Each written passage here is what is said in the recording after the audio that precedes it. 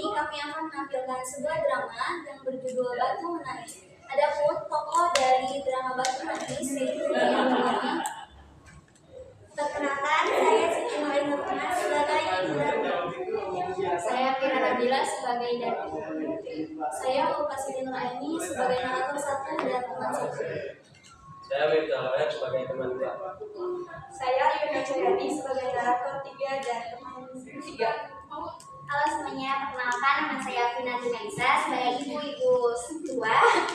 Perkenalkan nama saya Siti Samsia sebagai ibu-ibu 1. Baik, sebelum menonton drama kami akan menyampaikan sebuah patut terlebih dahulu. Selamat datang hadirin yang budiman. Yang untuk manis maupun yang gelisahan. Tenang saja, ini bukan sidang pengadilan, cuma mau nonton drama dengan penuh hiburan. Menyaksikan Legenda Batu Menangis. Pada zaman dahulu kala, hiduplah seorang ibu dan anak perempuannya yang bernama Darmi. Ayah Darmi sudah meninggal saat Darmi masih kecil. Dahulu mereka hidup berkecukupan. Namun setelah ayahnya meninggal, ibu Darmi harus bekerja keras di ladang demi hidup mereka, karena setiap hari bekerja di ladang, kulit ibu Darmi kini gelap, berat tubuhnya pun juga menyusut. Semua dilakukannya demi Darmi, putri satu-satunya. Namun, apa yang dilakukan Darmi? Dia tidak mau membantu ibunya. Kerjaannya setiap hari hanya berdandan. Dia juga enggan keluar rumah karena takut kulitnya jadi gelap seperti ibunya. Suatu hari, ibu Darmi hendak bekerja di ladang. Dia akan bekerja sampai sore. Sebab musim panen sudah tiba, ibu Darmi berkata pada Darmi, bisakah kamu memisahkan ibumu? Ibu tidak bisa pulang siang ini karena harus menyelesaikan anak kita. Jika sudah selesai masak, maukah kamu mengantarnya ke ladang untuk ibu? Tidak mau. Kalau aku masak, nanti aku bawa tunggu. Aku kan istirahat, Mas. Lalu kalau aku minta makan ke ladang, mulutku jadi hitam. Aku kan habis liburan. Di ladang, ibu Darmi bekerja dengan keras dengan mengumpulkan hasil panen besok. Dia akan menjualnya ke pasar. Dia tidak memperdulikan perutnya yang lapar.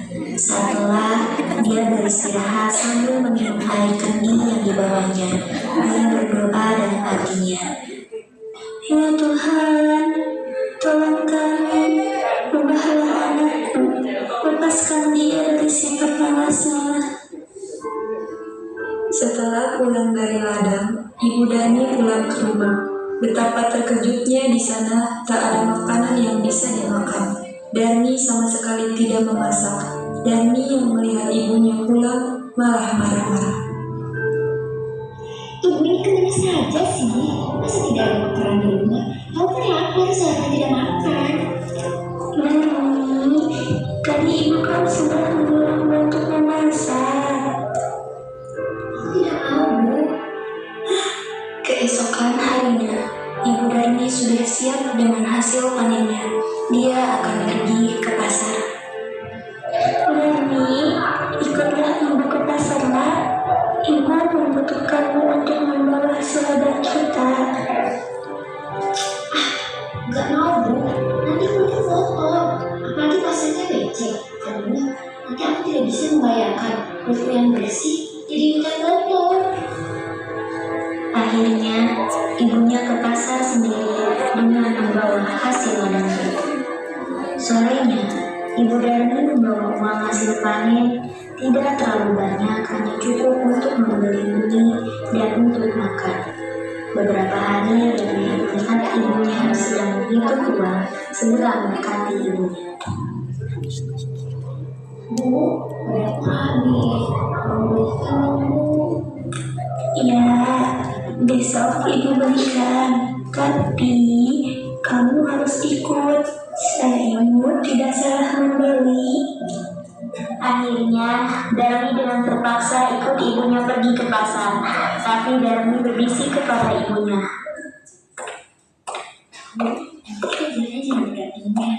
Di belakang saja. Kenapa Darmi?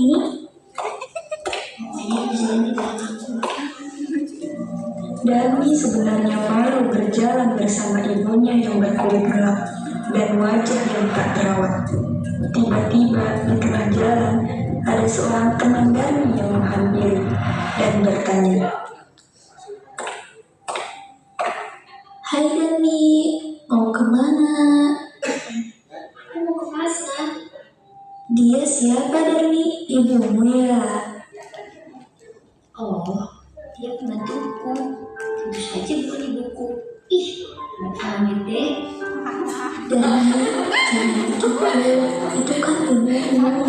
Aku sering lihat beliau bawa cangkul ke ladang sendirian. Masa kamu malah mengaku dia pembantu? Kasihan banget beliau." Betapa sedih saat ibu Darmi mendengarnya, namun hanya ditahan dalam hati. Mereka melanjutkan perjalanan. Darmi bertemu dengan temannya yang lainnya.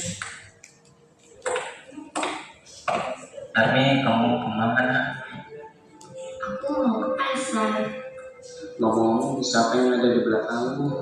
Apa dia ibumu? Bukan, dia bukan ibuku. Dia pembantuku. Sungguh hati ibu Darmi semakin sedih. Begitu tega anaknya mengakui dirinya sebagai pembantu.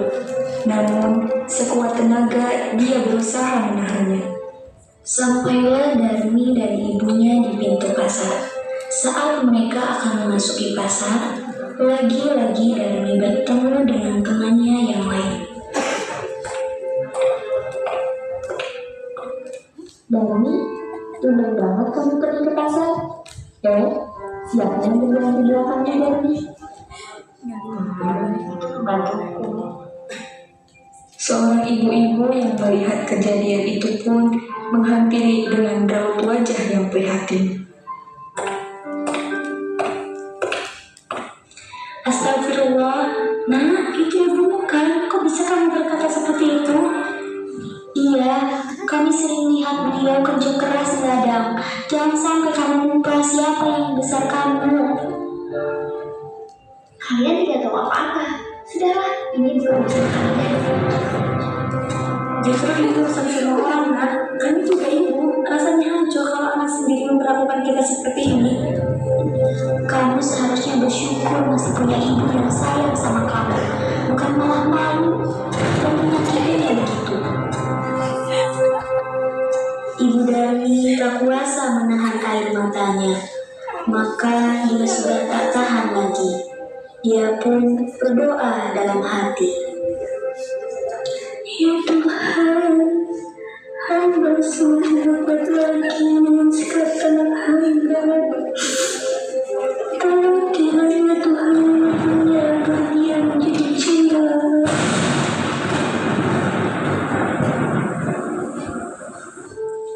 Setelah ibu Darmi selesai berdoa, tiba-tiba Darmi menjerit, Ibu, tolong aku.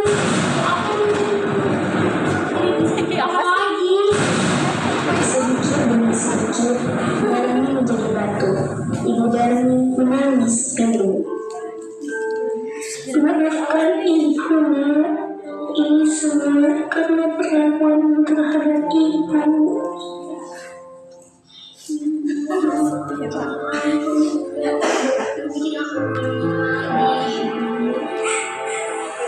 Darmi merintis sambil menangis, meminta ampun dari ibunya. Sayang, semua tidak bisa kembali. Darmi tetap menjadi batu. Dia harus menanggung hukuman karena telah durhaka terhadap ibunya yang sudah merawat dan menjaganya hingga dia besar.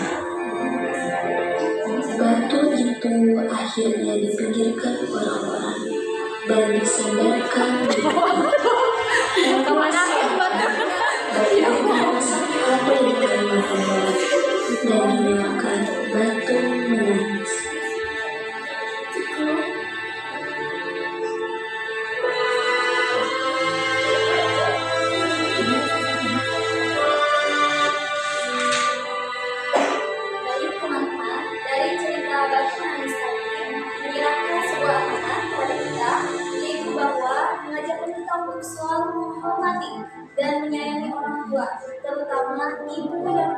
merawat dan membesarkan kita dengan penuh kasih sayang.